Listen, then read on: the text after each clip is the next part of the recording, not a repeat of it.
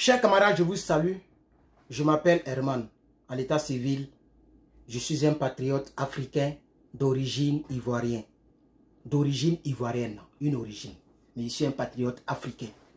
C'est-à-dire ma patrie, c'est le Mali, le Burkina, le Niger, la Côte d'Ivoire, le Sénégal, tous les pays en Afrique. Ce sont ma patrie ou mes patries. Mais je suis né en Côte d'Ivoire. Chers camarades, je vous préviens, cette vidéo sera longue. C'est vrai, elle est préenregistrée, mais elle sera longue. Parce que il y a trop à dire. Il y a trop à présenter. Dramane Ouattara. Dramane Ouattara. Dramane Ouattara. Alassane Dramane Ouattara. Le nom même, ça dit, mais le vieux là, mais qu'est-ce qu'il veut même? C'est quel nom il veut laisser avant de mourir? Je me demande, qu'est-ce qu'il veut laisser avant de mourir? Qu'est-ce qu'il veut laisser comme souvenir de son passage vieux-tal? Son passage de vieux. Un vieillard qui a grandi ailleurs, qu'on n'a pas connu en Côte d'Ivoire. Mais Dramane a fait école avec qui même? Qui était son voisin ou sa voisine au CM2 en Côte d'Ivoire? Puisqu'il dit les Ivoiriens. Quand on est Ivoirien, on grandit en Côte d'Ivoire d'abord. Même si on s'en grandit ailleurs. Mais c'est en Côte d'Ivoire qu'on commence. Voilà un Ivoirien qui est venu en 90 lorsqu'il était déjà vieux. Il était déjà vieux. Alassane n'avait pas 20 ans quand il venait ici. Mais il est comme moi-même, chers camarades. Vous-même regardez ça là d'abord. On va parler de beaucoup de sujets. On va parler de cette dame qui pleure. Et beaucoup de brillés ont pleuré comme ça. On va parler aussi du Mali. Il y a une campagne de diabolisation contre Assimi Goïta. Mais pire, les partisans d'Alassane Dramane Ouattara, parmi lesquels il y a mes frères de sang ivoiriens, partagent les vidéos de terreau, se réjouissent lorsque les terreau frappent le Mali. Ils sont contents, mais j'ai comme l'impression que les partisans de Dramane Ouattara, sans le savoir, deviennent des terroristes en Afrique de l'Ouest. Vous, sans le savoir, vous êtes en train de subir un lavage de cerveau. Vous êtes capable de mettre des bombes sur vous, allez vous éclater. Je ne comprends plus rien. Comment des gens peuvent célébrer la victoire lorsque les terreau font un sale boulot dans nos États en Afrique, concernant précisément Mali, Burkina, Niger. Mais ça, c'est extraordinaire. C'est extraordinaire. J'ai comme l'impression que ce parti politique, c'est pourquoi j'ai dit, le président Laurent Gbagbo doit me nommer ministre de la Justice. Le président Laurent Gbagbo, même s'il ne veut pas me nommer ministre, il a tellement de connaissances. Rien ne prouve même qu'il connaît mon existence. Mais comme je suis le seul qui parle pour lui ici aux États-Unis, c'est fort probable qu'il a une idée de moi. Le président Laurent Gbagbo doit me déposer, par exemple, à la commission électorale indépendante pour que nous puissions supprimer ce parti politique. Il ne doit plus exister en Côte d'Ivoire. Parce que si ce parti politique continue d'exister après Dramane, puisque pendant que Dramane est là, c'est lui qui commande tout. La commission électorale indépendante, c'est lui. Tout ce qui se passe en Côte d'Ivoire, c'est lui. Il est le procureur général. Il est le chef de la police. Il est le chef de la garde présidentielle. Il est le chef de l'État. Il est le chef de la gendarmerie. Il est le président de tous les juges. C'est lui qui donne les décrets. C'est lui qui dit tel doit sortir, tel doit être condamné. C'est pour ça que les Sorogues m'ont fait rébellion. Et c'est pourquoi je ne vais jamais, si c'est mon pardon que vous attendez, moi je suis pas Jésus-Christ de Nazareth, je n'accorde pas les pardons aux gens. Je retrace l'histoire, je rappelle l'histoire et chacun subit avec sa conscience. Soro a demandé pardon. Il a demandé quel pardon? C'est pas lui qui nous a mis dans tout ça là. Chers camarades, il vous dit qu'elle sera longue. Ça fait déjà 4 minutes d'introduction des préambules. Je vais vous laisser écouter cette dame. Ça c'est juste pour vous stimuler à rester dans ce préenregistrement. Il faut le partager. Ça là seulement, il faut le partager parce qu'on va faire le curriculum vitae du vieux grigou. Ces temps-ci, j'ai commencé à employer les mots que les autres emploient. J'ai vu beaucoup de mes collaborateurs et surtout beaucoup de mes abonnés qui disent faut pas insulter. Mais c'est un vieux grigou. Je ne sais même pas ce que ça veut dire, hein, mais je m'en fous. C'est un vieux grigou. Je ne ferai pas les injures dans caleçon, dans temps, mère, tout ça. Je ne suis pas dedans. Mais c'est un vieux grigou. C'est un usurpateur, c'est un fâcheur, comme le disait Blé Goudé. C'est un fâcheur, un menteur. Le mot n'est pas fort. Mais en plus de mentir, lui et son parti politique sont en train de faire souffrir nos parents. Non seulement nos parents ivoiriens, mais nos parents africains, nos parents burkinabés. Les burkinabés pleurent à cause de ce vieux-là. Les burkinabés, même le président burkinabé était obligé de monter au créneau et d'accuser ouvertement, frontalement ce pouvoir. Tellement ce monsieur-là n'arrange pas l'Afrique. Le Niger a pleuré en bas de ce vieux-là.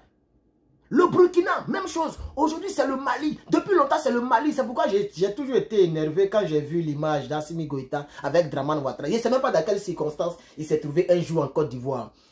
Je ne sais pas pourquoi et qu'est-ce qu'il est parti chercher en Côte d'Ivoire sous Dramane Ouattara. Mais ce n'est pas grave. Aujourd'hui, il a répondu par le silence. Et comme je l'ai fait, j'ai fait la vidéo hier, il n'est pas allé voir Dramane. Et il n'ira pas aller voir Dramane parce que Dramane, c'est comme le démon de l'Afrique de l'Ouest. C'est ça aussi qui est la triste réalité. Chers camarades, écoutez cette vidéo, elle est longue. Écoutez, j'ai dit on va durer dans ce direct, dans ce préenregistrement. Il faut le partager. Écoutez ça et puis on va maintenant parler du dossier des Maliens. Je m'appelle Ouedraogo Aimé et ce matin je suis peinée, je suis attristée. Je suis vraiment désolée, je sais même pas, j'en suis malade.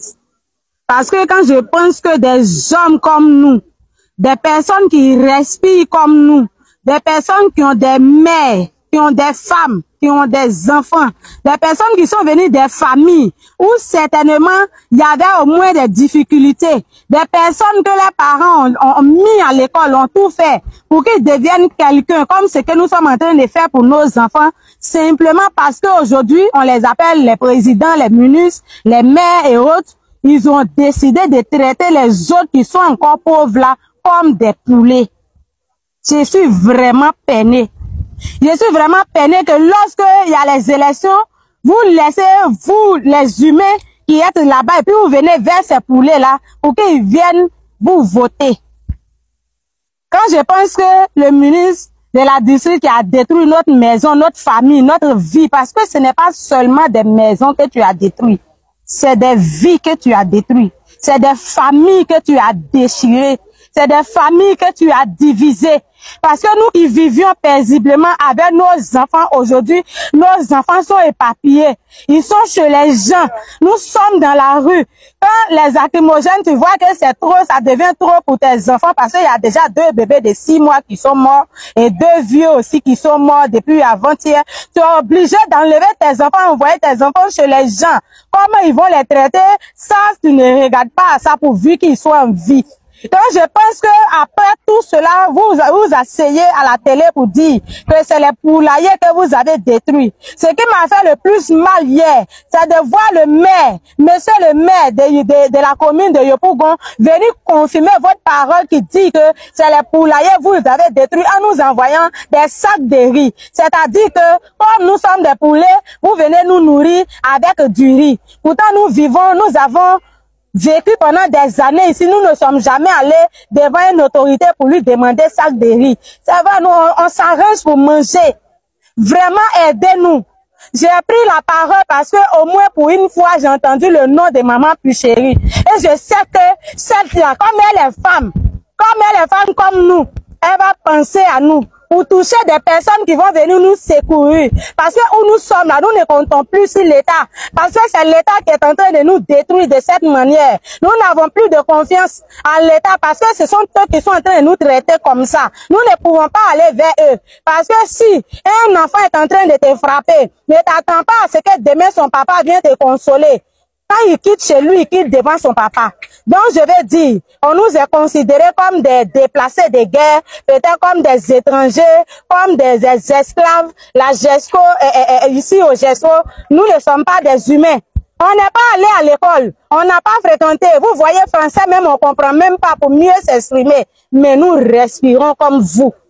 Nous respirons comme vous. Nous, les femmes qui tombent enceintes, qui accouchons là, il n'y a pas une manière d'une femme riche d'accoucher et puis une manière d'une femme pauvre d'accoucher. Vos femmes ont les mêmes manières d'accoucher que nous. Vos mères qui vous ont accouché là ont eu la même manière d'accoucher que nous.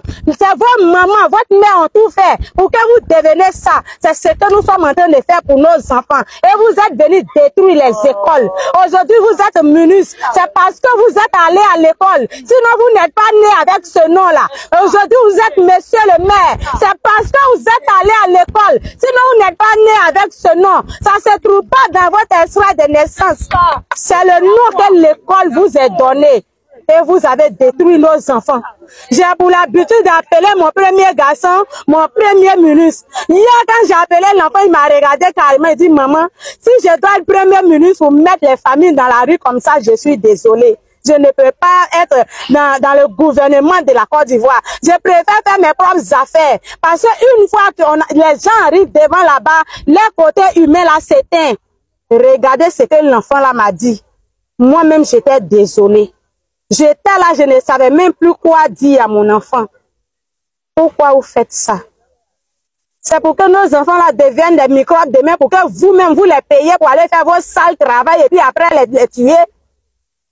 C'est pour que vous traitez nos enfants là demain de mercenaires pour les envoyer sur vos sales boulots et après vous allez les tuer disant qu'ils sont microbes.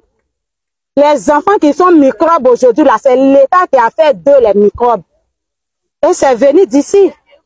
Vous venez casser des maisons, des écoles. Et un enfant qui est sorti de chez lui matin pour aller à l'école. Il reste à l'école, on lui dit sort. On les jette dehors, on détruit leur école. Ils courent, ils viennent à la maison. On les poursuit jusqu'à la maison. On détruit leur maison. Ces enfants-là, vous pensez que demain, quand ils vont apprendre même ce qui concerne l'État là, comment ils vont juger ça? Comment ils vont juger ça?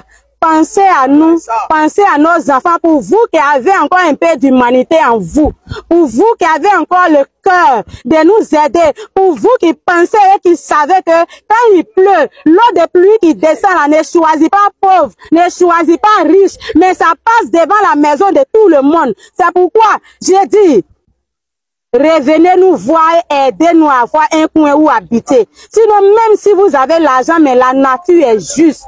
Aucun riche ne va planter manioc et puis maïs va pousser à la place. Jamais. Aucun riche ne va planter cacao et puis café va pousser à la place. La nature est juste. La nature est juste. Même si nous sommes pauvres, le Dieu du ciel est pour nous aussi. Même si nous n'avons rien, le Dieu du ciel est pour nous. C'est parce que Dieu est juste que les présidents meurent. Les pauvres meurent, les enfants meurent, les femmes, les garçons. La justice de Dieu ne trie personne, quel que soit ton rang social. Et si vous n'avez rien fait pour réparer l'injustice que vous nous avez fait, la terre, nous sommes sortis de la terre, nous retournons dans la terre. Et la terre est juste. Tout ce que tu plantes dans la terre, il multiplie pour te donner. Quand tu plantes un grain de maïs, quand ça sort des milliers de grains de maïs. Donc, ce que vous avez commencer dans notre vie. Si vous n'avez pas réparé dès maintenant, quand ça va commencer à produire dans la vie de vos enfants demain, ça sera des milliers de grains de destruction, comme ce que vous venez de semer chez nous.